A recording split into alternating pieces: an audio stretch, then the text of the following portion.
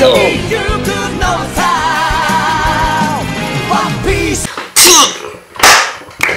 Fala, habitante do Fitel! Aqui quem fala é...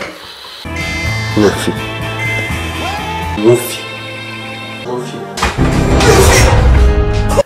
O editor, eu gostei do que você fez aí, hein? Pegou a série To The Future, a melhor série do YouTube.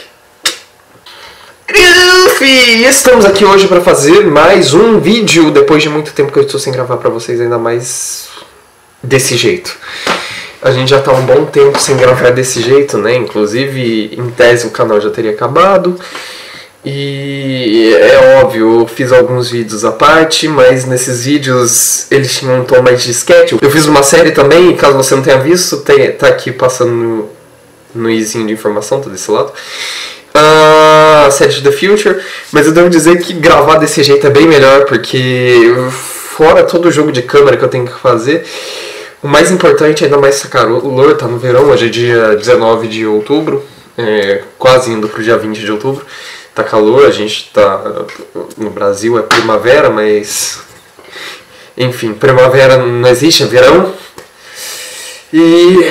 Bem, o grande ponto que eu quero dizer aqui é que eu senti falta de gravar assim é muito mais fácil de gravar, é muito mais legal. Porque eu não tenho que usar calças. Fiquem com essa imagem. Bem, gente, brincadeiras à parte, eu vim gravar esse vídeo por um motivo específico, um motivo um tanto quanto sério, um motivo, podemos dizer, político. E, bem, a realidade é que eu fico em vários grupos de One Piece que tem. Mesmo eu não gravando esse vídeo pra vocês, eu continuo nos grupos, eu continuo lendo One Piece. A propósito, a criatura mais forte viva no mundo de One Piece é um dragão.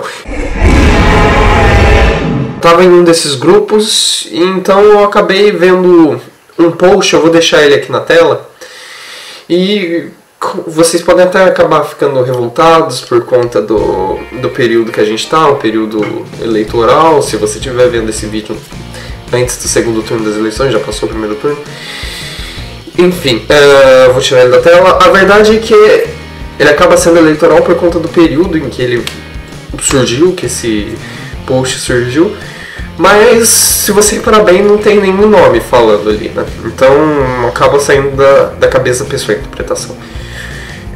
Eu vou tentar não entrar nas atualidades, mesmo que de uma forma ou de outra a minha opinião acabe saindo ali, mas foda-se. E tente não ficar revoltado, eu só vou mostrar a minha opinião com relação a esse post e entrar em alguns detalhes da história, e vou comentar uma parte da atualidade, mas é coisa simples. Enfim, para esse vídeo não ficar muito longo, que provavelmente vai ficar, porque eu já enrolei muito no começo, a realidade é que muitas das coisas que tem nesse post, de fato o Oda trabalhou com elas, e com exceção da parte dos artistas, que pelo que eu me lembre não tinha nada referente a isso. Mas no restante das coisas, sim. O interessante é que o Oda trabalha esses assuntos de forma muito sutil, de forma que você consiga aproveitar a obra, ainda mais por se tratar de uma obra que grande parte do público é um público infantil. Você consegue aproveitar de forma diferente. Você pode ver desde uma forma mais raso, ver toda a aventura, o mundo que o Oda criou, que é um mundo bonitinho e tal, tem lutas interessantes, e isso acaba sendo uma forma mais rasa, mas você pode aprofundar nas relações que ele cria entre os personagens, essas críticas que ele tem, e fazer de uma forma interessante uma obra desse jeito, tanto na forma rasa quanto na forma mais profunda. É um tanto quanto genial do Oda, devo dizer. E bem, vamos falar um pouco mais dessa parte mais profunda das artes. Eu acho que falar de política, falar da sua visão de mundo, ter alguma crítica embutida na sua arte, usar a sua arte para fazer alguma crítica, é algo muito importante. E independente de como você vá absorver aquela informação, ela tá ali. Eu acho que é importante ela tá ali. E bem, isso que o Oda faz é algo que é um tanto quanto difícil de fazer para um anime, mas é algo que acontece bastante nas músicas. Você pode aproveitar só a batida e tudo mais, tanto que algumas músicas hoje em dia acabam sendo mais a batida, mais o som, isso que agrada. mas existem músicas com conteúdo bem profundo, assim como os tratados pelo Oda nesse caso. E não existe uma forma errada de aproveitar a arte está ali, você pode aproveitar desde uma forma rasa até uma forma mais profunda. Independente de como você aproveita, você não tem obrigação de ter a mesma visão que a pessoa, porque você pode aproveitar de uma forma mais rasa, você gosta do ritmo, beleza. Mas agora, a partir do momento que o artista ele expõe a visão que está ali na obra dele, e você vai lá e acha ruim com ele, você está sendo um idiota. E, bem, você está sendo um idiota, porque tá ali. Você não é obrigado a citar, mas se você for reclamar com ele, começar a reclamar com esse artista por conta dele expor o que já estava ali, então não é o autor que está errado, é você que está errado. Então, bem, eu estou prolongando demais esse assunto, eu vou tentar focar no assunto do post que eu vi. Bem, vamos começar com algo mais suave, entre aspas, que o post trata aqui. É indiscutível que tem isso na obra, que é a parte da homossexualidade e da diferença de raças. O Oda, ele trabalha com isso, trabalha com o fato de que você sendo homossexual, como o caso dos Okamas, que no caso o Oda ele desenha os Okamas de uma forma escrachada, então isso eu não sei se acaba sendo um preconceito por parte dele, ou ele retrata eles dessa forma exatamente para ficar de uma forma escrachada, como se fosse a visão do mundo, ver que eles são pessoas estranhas, entre aspas. Mas se você for a fundo, você for ver a personalidade deles, eles são pessoas boas, eles estão ali, eles ajudam as pessoas. Quando o Luffy vai para a Ilha dos Homens Peixe, ele encontra alguns Okamas que tentam ajudá-lo e tudo mais. A gente tem o Ivankov, que é um Okama que é sensacional. E falando da Ilha dos Homens Peixe, a gente tem também a abordagem do racismo e mostra como a raça dos Homens Peixe ela sofre esse racismo e tudo mais. E isso tá na obra, isso tá escrito ali. Você pode até passar os olhos e não ligar, mas isso tá ali. O Oda, no mundo dele, retrata as pessoas como se elas fossem as pessoas aqui no mundo real, independente da sexualidade delas, independente da raça das pessoas. Isso não quer dizer nada, eles podem ser pessoas boas assim como podem ser pessoas ruins. Eu não lembro de algum Okama que seja ruim a princípio. O Bon Clay, ele começou, né, Mr. Two, ele começou como vilão, mas ele acabou se tornando um mocinho. Mas nos Homens Peixes a gente tem o Arlong, a gente tem o Hold Jones. Independente da raça e sexo, a mensagem que eu quero passar é aceite as diferenças. Então esse é o ponto, tá certo o post. Se você quiser ligar isso com algum candidato, ligue a esse candidato, mas você está ligando, o post não está fazendo esse vínculo. Agora eu vou entrar num tema um pouco mais polêmico nesse vídeo, que é o autoritarismo no mundo de One Piece. Sim, o governo mundial é autoritário, a gente vê isso em várias situações diferentes. Desde eles caçarem criança mesmo, bebê, querendo matar bebê, por conta do sangue dessa criança, até o ponto deles exterminarem uma ilha porque essa ilha está investigando algum conhecimento que eles não querem que espalhe. O governo mundial no mundo de One Piece, ele é autoritário. A gente viu o governo mundial tentando caçar o Ace simplesmente por ele ser filho do Gold Roger. Antes mesmo dele virar um pirata, não venham falar que é porque ele virou um pirata que o governo mundial foi atrás dele. Não, quando ele era um bebê, ele já estava sendo caçado. E a gente viu com a Robin, a gente viu o que aconteceu na ilha da Robin, a ilha de Ohara. Teve o Buster Call lá só porque eles liam os poneglyphs e descobriram o que aconteceu na história do século perdido. E isso é um exemplo claro do autoritarismo no mundo de One Piece. Acredito que nós vamos ver mais desse autoritarismo agora com o Aim-sama. Caso você não esteja vendo o mangá, o Aim-sama, ele é o líder ali do governo mundial. E talvez a gente vai descobrir mais sobre ele. E algo interessante que nós podemos ver nesse governo autoritário é a doutrinação que ele faz com o povo. O povo, de forma geral, a gente tem a visão do Luffy, a gente tem a visão ali de revolucionários, né? Não que eles sejam do exército revolucionário, revolucionários no sentido de que eles estão quebrando o sistema, eles estão saindo dali. Mas a gente consegue ver que, de uma forma geral, o mundo de One Piece, o cidadão comum, o cidadão de bem, ele apoia o governo, ele acha que o governo é bom, porque ele não tem acesso a essas informações. E isso faz parte da doutrinação de um Estado autoritário.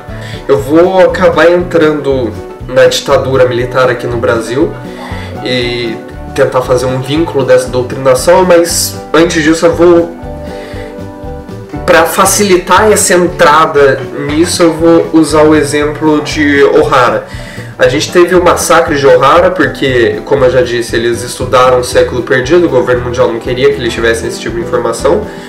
Ou seja, se você estuda algo que eles não querem que você estude, você tem algum conhecimento que eles não querem que você tenha, você vá contra o governo, você vai ser punido. No caso, a ilha foi varrida. Todo mundo que morava na ilha, tendo conhecimento ou não do século perdido, morreu. A Robin foi a única que escapou. E o fato dela ter escapado não livrou ela desse peso, porque ela foi considerada como um demônio. Ou seja, a pessoa que tinha conhecimento ali do século perdido foi denominada como demônio. E isso aconteceu na ditadura militar. A pessoa que era contra o governo era denominada comunista. Se você era contra o governo, você era denominado comunista. Se você tem conhecimento do mundo de One Piece, você é denominado demônio. Como a Robin foi, ela tinha uma recompensa muito grande desde cedo. E o que acontece com essas pessoas, com comunista ou com demônio, que no caso são a mesma coisa, é a mesma comparação, são pontos diferentes. Não estou falando que o Oda está se baseando na ditadura militar, ele está se baseando em governos autoritários. A ditadura militar foi um governo autoritário, o que não quer dizer que ele se baseou nela, mas eu estou fazendo esse paralelo porque é importante pra gente brasileiro. O que acontece? O governo quer ir atrás dessas pessoas e o que faz? Por conta da doutrinação que eu já falei antes, eles fazem com que a pessoa não queira aceitar o demônio ou o comunista, e eles vão e entregam a pessoa para o governo, como a gente viu que aconteceu com a Robin. Muita gente fingia que acolhê-la e no final das contas entregava para o governo. Então se você fala ali no post, mas ninguém duvida de historiador no mundo de One Piece, a história é super valorizada no mundo de One Piece. E de fato a história é super valorizada no mundo de One Piece, como a história deveria ser super valorizada no nosso mundo. Mas o ponto é que a visão que a gente tem da história super valorizada é a visão do Oda, é a visão da tripulação do Luffy, é a visão da tripulação do Gold Roger, dos Yonkous. Ou seja, é a visão de gente que é revolucionário. Eles não são os cidadãos comuns. O que o cidadão comum faz quando vê um comunista, um demônio? Ele vai, acolhe lá e entrega a pessoa. E é o que acontecia na ditadura militar. Muita gente era entregue por amigo ou algum espião que aparecia ali, e entregavam as pessoas para os militares por serem denominadas comunistas. Existem casos de pessoas infiltradas que entravam nas escolas para ver se o diretor ou o professor tinha alguma ideologia que acabava sendo contra a ditadura, e isso era denominado como comunismo. Foi o que eles encontraram para privar essa revolução de acontecer. Não a revolução comunista, o comunismo era um pretexto. Eles colocaram a carapuça de comunista ali para falar que eles eram os inimigos, os vilões, como aconteceu com a Robin. E o interessante dessa doutrinação é que a pessoa ela é levada a acreditar que a outra é comunista de fato e vai lá e entrega a pessoa para o governo. E isso aconteceu no mundo de One Piece, como eu acabei de falar. E uma coisa que acaba sendo horrível por conta dessa doutrinação que houve no passado. Muita gente achou que o governo militar foi uma época boa e ela não foi. Não houve corrupção. Lógico que houve, só que quem que ia denunciar a corrupção? A gente não tinha internet naquela época. Se alguém saísse ali com informação de que houve corrupção, a pessoa era apagada, sumia. E na atualidade, ver gente apoiando o governo militar é algo horrível. Ver isso se aproximando da gente, ver isso próximo da nossa atualidade. Eu não estou falando que vai acontecer um governo militar se determinado candidato ganhar. Pode vir a acontecer, mas eu duvido que vai acontecer. Eu acho que não tem forças para isso acontecer. Eu acho que muita coisa ruim pode vir a acontecer, mas eu acredito que isso não vai acontecer. Mas ver muita gente apoiando um governo militar, a gente vê que a doutrinação ainda é trazida, mesmo que a gente tenha um conhecimento barrando ali, mostrando que foi errado o governo militar, que houve perseguição, que houve problema. E o que eu vejo que está acontecendo é que as pessoas estão indo contra a história, estão indo contra quem tem o conhecimento da história, fala que a universidade é comunista, ou seja, estão voltando essa ideia de colocar na cabeça das pessoas que quem tem conhecimento é comunista.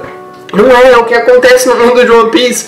One Piece é uma obra em tese infantil e retrata bem isso.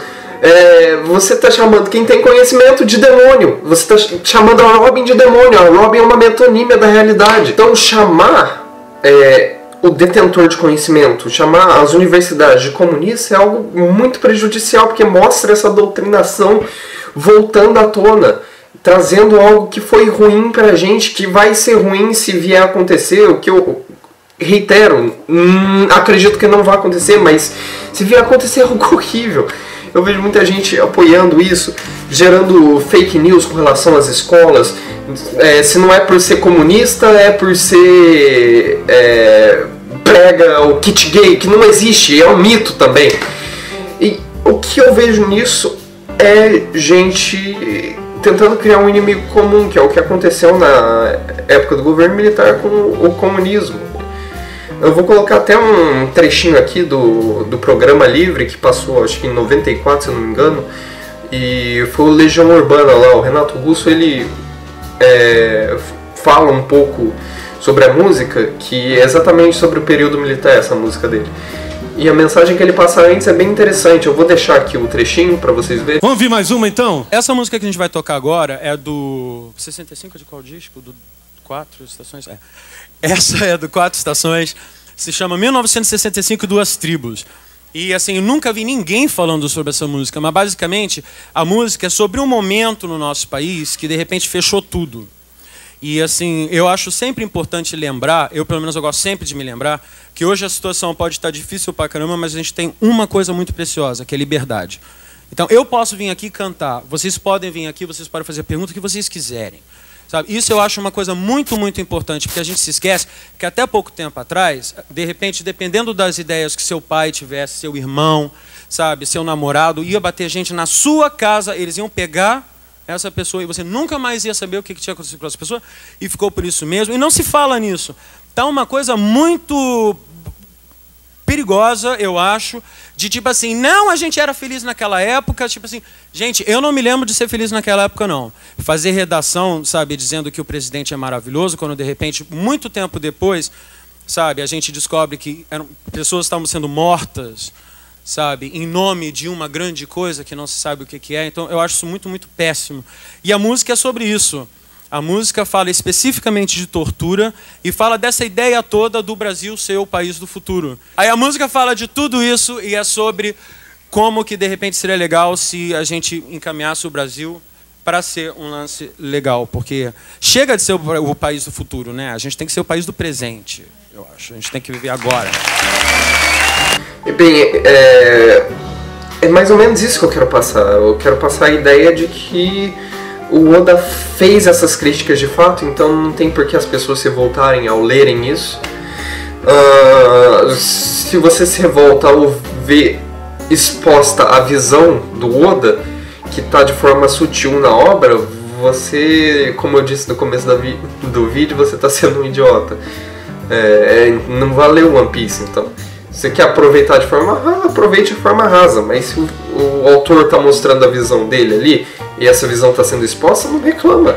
Porque está na obra que você está lendo, só não está na profundidade que você está analisando. E, bem, eu vou finalizar o vídeo por aqui. Espero que eu tenha passado bem a mensagem de que nós estamos passando por um período um tanto quanto grave atualmente, e não é porque eu faço um videozinho sobre One Piece que eu sou menos qualificado para falar sobre isso. Até porque, como vocês viram, One Piece não é simplesmente sobre lutinha, tem algo a mais por trás disso. Bem, então é isso, gente. Eu vou encerrar o vídeo. Se você quiser se inscrever, clique aqui no chapéu. Eu vou deixar aqui do lado o link para minha série, a série To The Future, que foi uma série que deu um puta trabalho para fazer. Na verdade é uma minissérie, tem 4 episódios. E ficou com uma pegada legal, deu um trabalho, mas pra mim valeu a pena. Deu trabalho porque eu fui o diretor, eu fui o roteirista, eu fui o diretor de música, eu fui o diretor de som, fui o esteticista, fui os atores, o editor. E embaixo eu vou deixar também o link da introduçãozinha para a série In the Future, que seria a segunda temporada para a série To the Future, que eu só tô tentando encontrar um tempo para poder gravar. E o roteiro do primeiro episódio já tá pronto, mas não tem tempo para gravar. Provavelmente vai sair agora nas férias, em dezembro ou janeiro talvez. Inclusive tem alguns easter eggs ali da série To the Future. Então é isso, gente. Eu senti falta de fazer isso depois de muito tempo. Falou, pessoal!